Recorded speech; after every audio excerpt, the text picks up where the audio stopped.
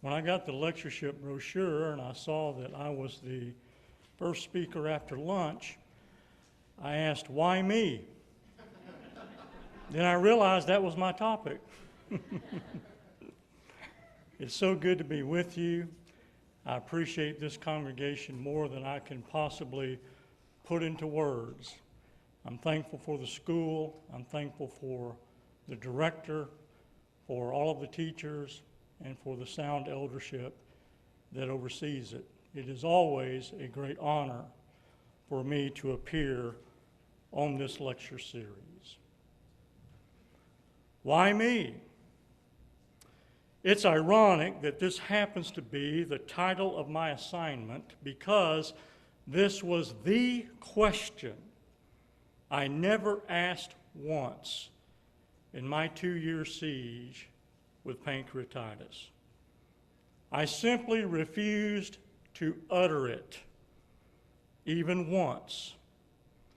The reason being is I believed that doing so, I would impugn God's love and thereby cast blame on Him for my illness.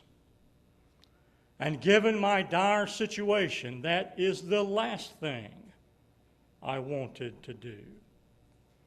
In James chapter 5 and verse 11, we have these well-known words recorded, "Ye have heard of the patience of Job." Here at the outset, let me assure you of this fact. I am no Job. What has happened to me in the past 11 and a half years and what befell Job is much more dissimilar than not. Now, granted, some of it is compared to, and more emphasis is given to the word some than the word compare. And I say that because Job's ordeal and mine only collate in one area. The man from Uz literally lost everything except his pulse. In domino-like succession, he lost his vast wealth, his 10 children, his wife, for all practical purposes, his health, his friends, and perhaps his sterling reputation took a hit, given the fact that he finds himself sitting among the ashes in Job chapter 2 and verse 8. But as far as I was concerned, the loss that I experienced was confined to health. That's it. I still retain financial wherewithal. All of my children, I assure you, are very much alive, and they're healthy.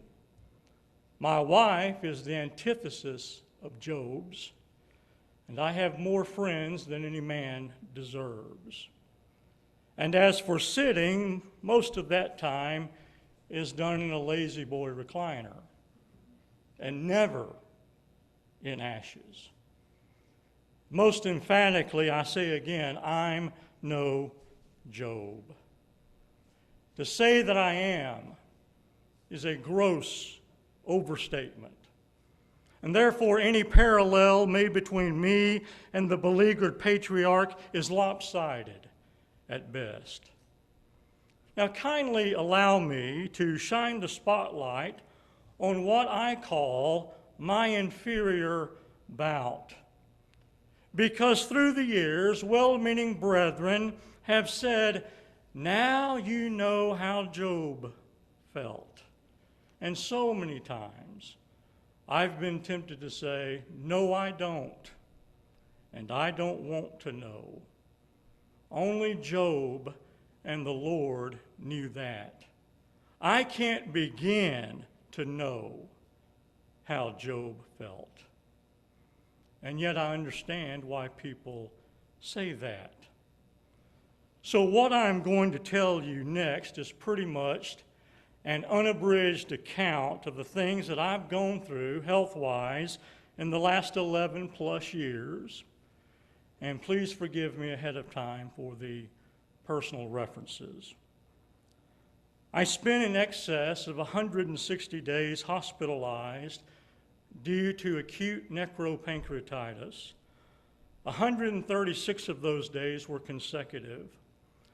And this often fatal condition resulted in diabetes, kidney failure, 6 blood transfusions, an ileostomy and reversal, a biliary bypass of the bile duct, pneumonia, 5 staph infections all at the same time, gangrene of the colon, 5 stomach surgeries, a stomach ulcer, 5 weeks in surgery ICU, 3 MRIs, 17 CAT scans, X-rays, too numerous to count, an angiogram, 2 hydroscans, 2 lithotripsies, 6 endoscopies, 2 colonoscopies, 2 mysterious internal bleedings where my hemoglobin fell to 5.0, a bone infection, a bone marrow test, 2 foot surgeries, a toe amputation, 11 days on a ventilator,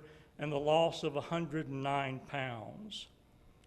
From March of this year to September, I had 9 different casts on my right foot due to diabetic ulcers. Now, please understand, I include this litany only to show you how little I have in common with pitiful Job. All of my problems have been restricted to the area of health. And furthermore, those problems have been spread out over a decade. Job, on the other hand, was hit with tsunami force. Tsunami force. And all these things happened at once, sweeping away everything that was near and dear to him, the loss of health just being one. And other than our names beginning with the letter J and the loss of health, that's about the extent of our commonality. Also keep in mind that Satan personally touched Job. Now, had Satan been permitted the same access to me, the results may very well have been different. And even though my faith was dipped in the crucible, it was only tested in a single area. And so consideration must be given to the totality of what Job endured. You know, if suddenly I would have to fill 6 caskets with the bodies of my children, would I then scream out, "Why me?" If I suddenly faced financial ruin, the loss of my reputation and friends, would I begin to question God then? If my wife told me to curse God and die, I know how I would like to react and should react, but would I? Would my first reaction be to fall down and worship, saying, "Blessed is the name of the Lord"? I think I know Job, and I know me, and I would never presume that I and Job are spiritual bookends. I can assure you that a physical and a spiritual disparity exists between us.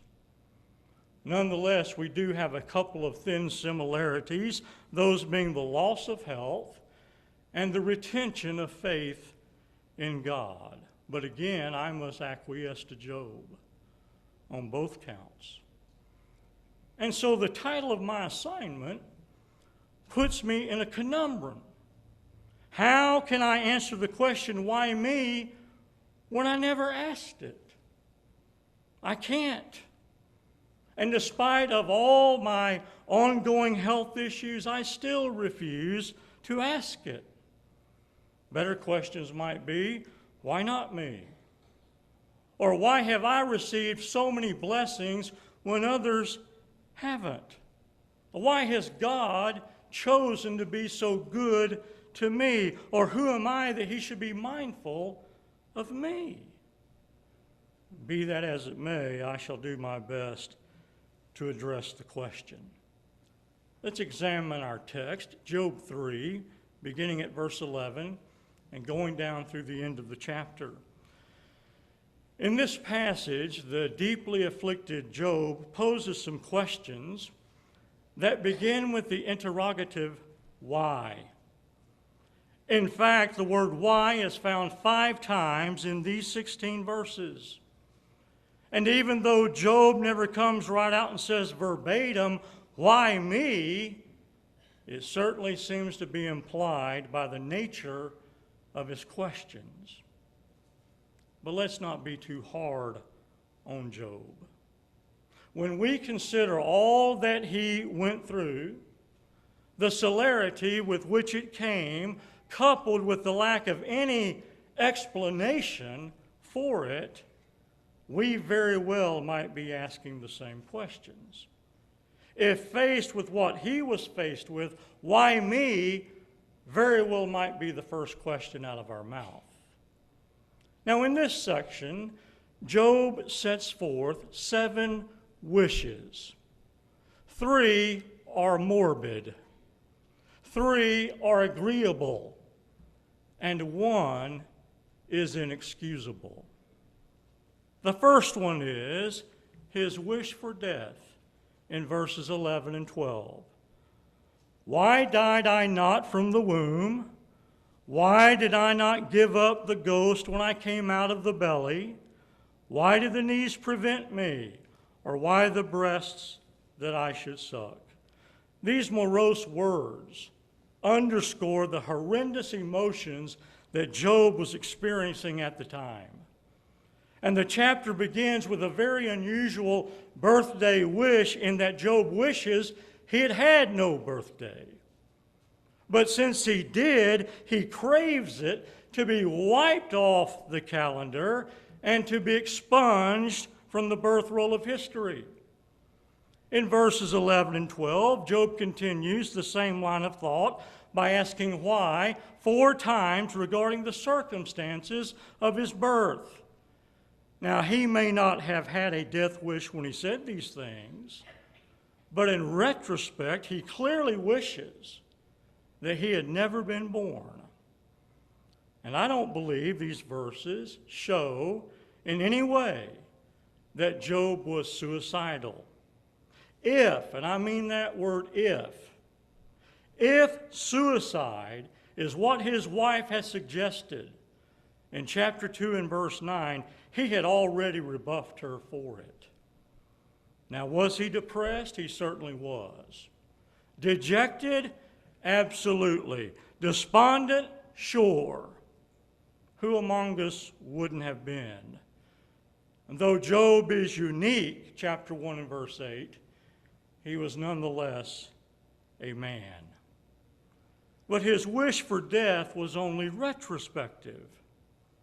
His death wish applied only to the day of his birth. There is absolutely no evidence at all that Job ever considered taking his life.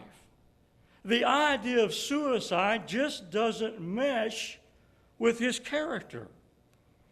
Nevertheless, it is clear from these verses he wished he had never been born, because had he not, he would have been spared these afflictions.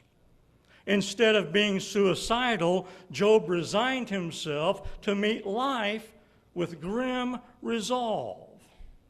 It's as though he is saying, if I had never been born, I would not have to live. And no matter how traumatically demanding the requirements were, living was his decision. Now, was not Job, by intimating these questions, asking, why me? I think so. Is that not at the root of all his questions? Essentially, they can be condensed into, why did I have to be born? Why me? He states, I'd been better off had my mother suffered a miscarriage. Why didn't that happen? Or why wasn't I stillborn? Why was I allowed to draw my first breath outside the womb? Why was I permitted my mother's nourishment? Why did I live long enough to be bounced on the knee? All of these questions smack of why me. But notice that Job omits any allusion to wishing his mother had aborted him in the womb. Surely, if such a brutal practice was condoned by God, the pen of inspiration certainly would have revealed it in Job's case. On the other hand, I had a wish for life. In the past 11 years, things never got so bleak that I began asking similar questions. But in all fairness to Job, I didn't undergo anything remotely close to what he did. I don't have perfect health, yet I've never wished I'd never been born, especially when I thought I might die. But if I suddenly found myself sitting on an ash heap, scraping myself with a potsherd, having lost everything and everybody, I doubt that I could resist blurting out, why me, Lord? Why did you let me be born? The second wish Job expresses is his wish for the grave, verses 13 through 16. For now should I have lain still and been quiet. I should have slept, then had I been at rest, with kings and counselors of the earth, which built desolate places for themselves, or with princes that had gold, who filled their houses with silver, or as an enemy untimely birth, or as a hidden untimely birth, I had not been as infants which never saw light. Not only does Job wish he had never been born, he also wishes he had long been buried. And this morbid desire stresses, I think, how horrible this man felt. Can you imagine the trials of life so bad as to ache and pine for the grave? He essentially says in verse 13, had I died at birth, I would now be lying still and quiet, sleeping in my grave. Oh, what pain and anguish he was going through. He is reeling over the sudden death of his children, and to compound matters, he's covered from top to bottom with burning boils. Lying still? Hardly. Lying quietly? Impossible. And yet he reckons if he was in the ground, he would be at rest, unable to be reached by such sorrow and pain. In verses 14 and 15, Job mentions entombed kings, counselors, and princes. Why? What is he hinting at? He seems to be saying if warmongering kings and bloodthirsty advisors of such are at peace in their graves, why can't I be?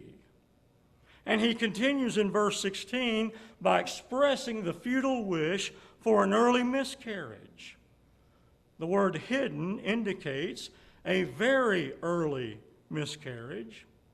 In fact, so early as to be unable to distinguish the gender of the fetus. And this wish is in harmony with his words of verse 3. Let the day perish wherein I was born, and the night in which it was said, there is a man-child conceived. Verse 16 clearly shows that Job is not saying those who are not born are not human, as the abortionist would have us believe.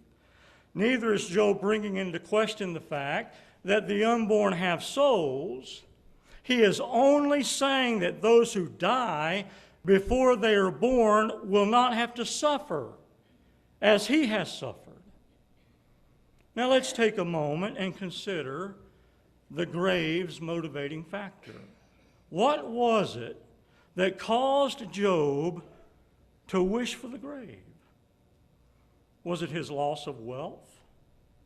It's highly doubtful. After being hospitalized only 2 weeks of what would turn into 20, material possessions meant nothing to me. I had recently bought a 100-year-old Victorian house. I had a new pickup in the garage, and I can truthfully say that those things did not mean a thing in the world. A life-threatening illness puts things into perspective mighty quick. As for Job's loss of possessions, I seriously doubt from God's appraisal of him in chapter 1, verse 1, and again in verse 8, that he had a predilection for covetousness. His attitude, the Lord gave and the Lord hath taken away, blessed be the name of the Lord, is admirable.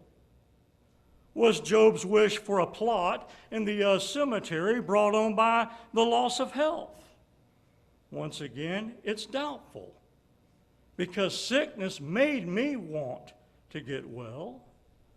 And when the doctor grimly informed me that my condition had a high mortality rate, I desperately wanted to live.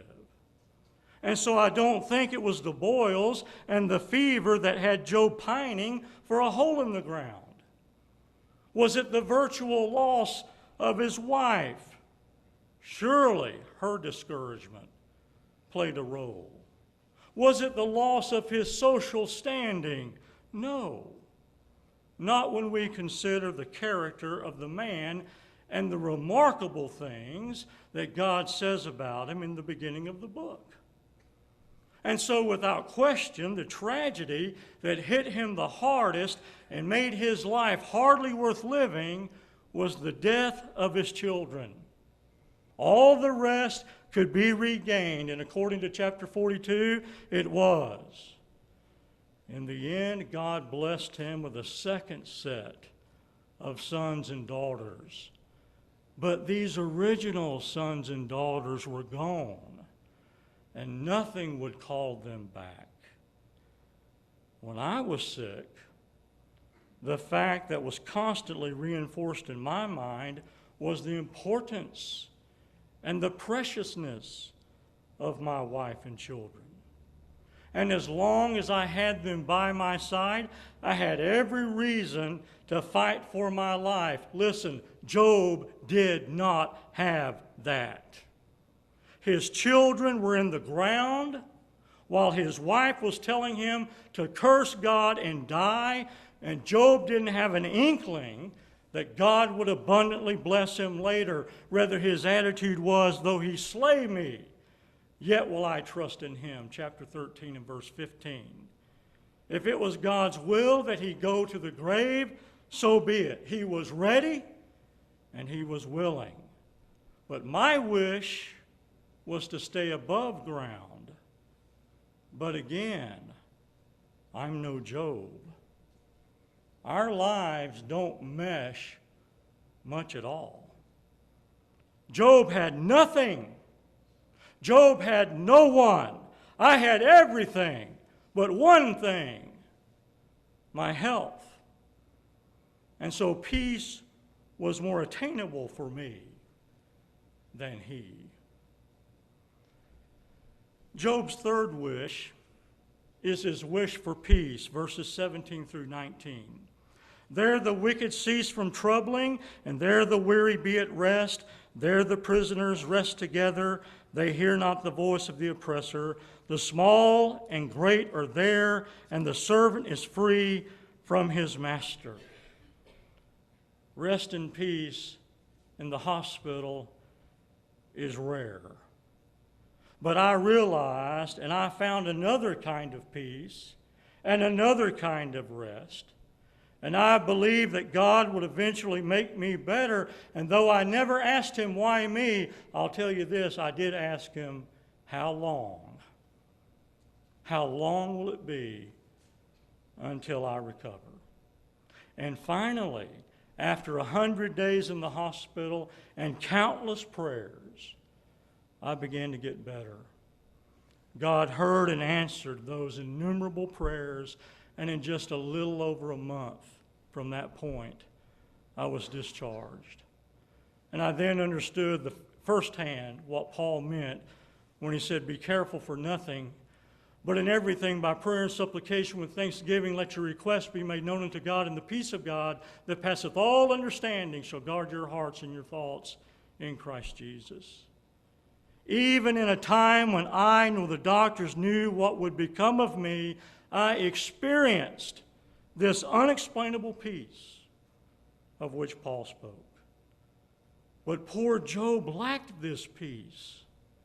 In verses 17 through 19, he is still longing to be 6 feet under. He desires the reputed peace one enjoys when freed from the difficulties of life, and not the peace one can have in spite of them. In his limited understanding, Job doesn't see suffering and death or any blessings in it. He was not privy to New Testament teaching and the anguish the wicked suffer in the netherworld. And Job teaches in these 3 verses that death is a great leveler and that death is no respecter of persons. His concept of death was simply an escape from life's miseries. But we know that it's far more than that. For the faithful child of God, it is entrance into the celestial realm. But for the wicked, it is a casting into everlasting fire. Keep in mind that Job's wish for peace was misguided, being made in the thick haze of grief. However, his probing question, "If a man die, shall he live again?" reveals he had hope for more than just a grave to occupy. Job's 4th wish is his wish for understanding, verse 20. "Wherefore is light given to him that is in misery, and life unto the bitter in soul?" Here Job skirts ever closer to asking the lamentable, "Why me?" He seeks understanding. He's groping for an answer. Here is a man who has been materially blessed beyond compare. Not only that, he was one of a kind in the spiritual department. So why is he suffering? Why did all this tragedy befall him? He seems to be asking, why did I enjoy such a high quality of life only to be on the verge of having it snuffed out? I don't think Job is throwing a pity party. It appears he is posing this question in all sincerity. Little does he know the tremendous impact his life and patience would have on every generation to follow. And without doubt, this is one of the main reasons God allowed him to suffer. To show everyone that faith and trust in God enables us to get through anything life hurls at us.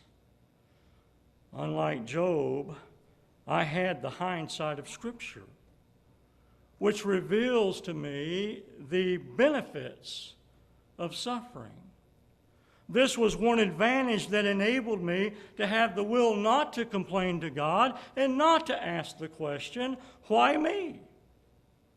Suffering helped me to see my dependence upon God. Illness helped me see the power of prayer. It brought me closer to God. It caused me to have a greater appreciation for my blessings. It helped instill in me empathy for others when they suffer. It built patience. I knew all of this firsthand, but Job didn't.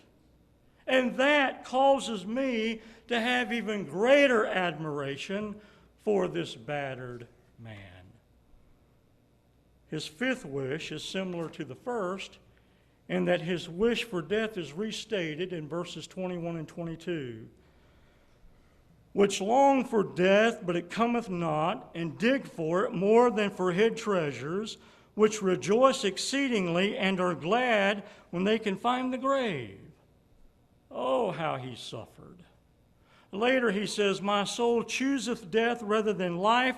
My days are extinct. The graves are ready for me. Job 7 in verse 15 and 17 in verse 1. It's hard to imagine a person's pain and grief being so intense that they would rather dig their own grave than dig for treasure. And although Job craves death and knows that no one would blame him for taking his life, he knows he cannot. Permit me to restate my wish for life. Pancreatitis is a dreadful illness to endure. But in spite of the agonizing abdominal pain, the non-stop bouts of vomiting, I never once relished going to an early grave. I happily chose living in chronic pain over death. I gladly dug for the treasures of life. I tried to keep the thought of dying out of my mind. In other words, it was the fear of death that helped keep me alive. But I did not know if that would be enough. My spirit was strong, but my body was about to play out. And one morning, my doctor came in with a grave look on his face, and he told me that I would have to have surgery. He then informed me that it was a very high-risk surgery, and a lot of people that have this surgery die. I was only 42 years old at the time, so I asked him, do you think I'll make it?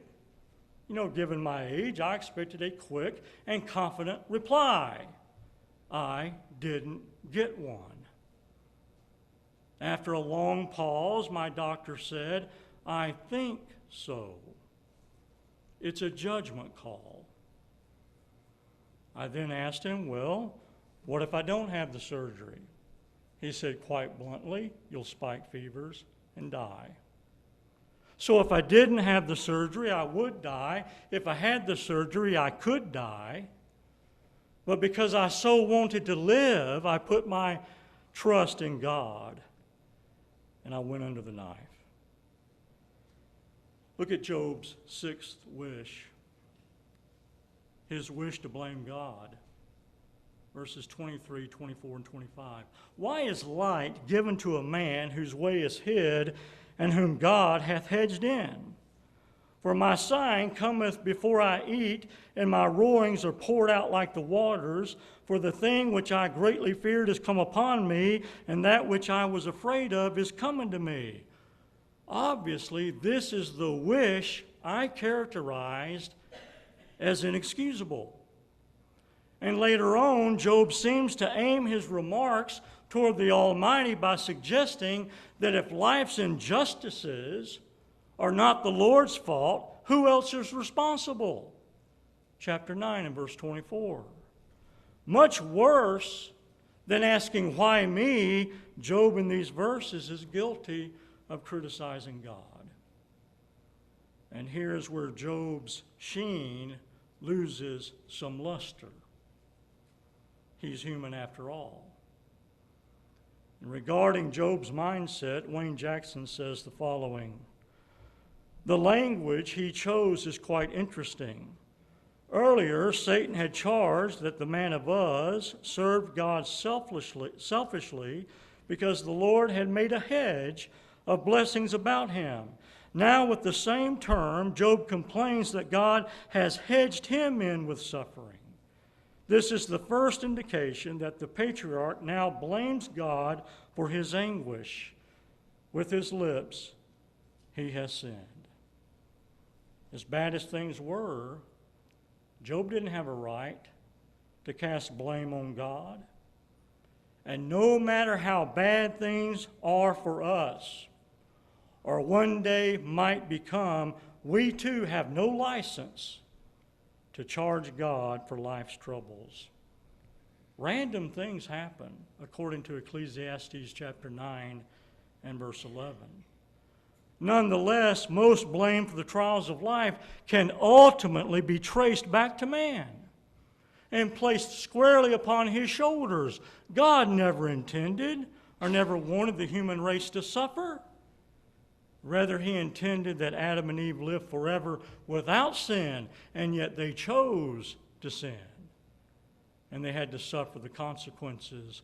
Although suffering is in this world, God is not culpable. Why would anyone who is experiencing pain and grief and suffering want to impute the only one that can deliver them? Why is God so quick to be blamed? Why not blame the devil? He's the tempter. He's the destroyer. He's the one who afflicted Job. Just a perusal of the problem of suffering uncovers human derivation, either our own or someone else's. Far too many people look at life and God as being one and the same.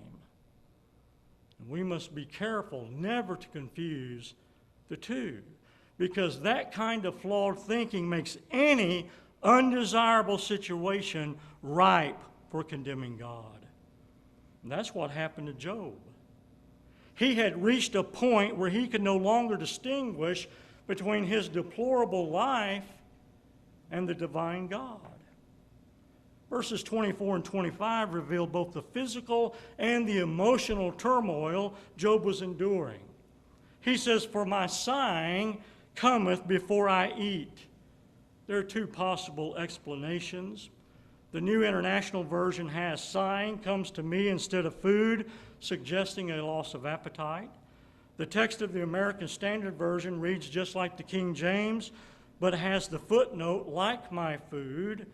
Thus, an alternate reading would be, "For my sighing cometh like my food," and that suggests that his pain was as regular as his meals. But either explanation shows the physical side of his affliction. From the emotional standpoint, Job declares, "And my roarings are poured out like the waters, for the thing which I greatly feared has come upon me, and that which I was afraid of is coming to me." These roarings would be groanings brought on by the physical and the emotional trauma that he was enduring. Regarding these roarings poured out like water, Albert Barnes says, in number, they were like rolling billows, perhaps also in sound like them. Also, he means to say that his groans were attended with a flood of tears, or that his tears were like the waves of the sea. Verse 25, "For the thing which I greatly feared has come upon me, and that which I was afraid of is coming to me." There's no justification for assuming that Job lived in constant fear of one day losing it all. What happened to him was unique. How could he begin to anticipate it? He was not an alarmist. What he feared was God, chapter 1 and verse 1. What does he mean then? You recall how he was the recipient of one piece of bad news, one right after another, in chapter 1.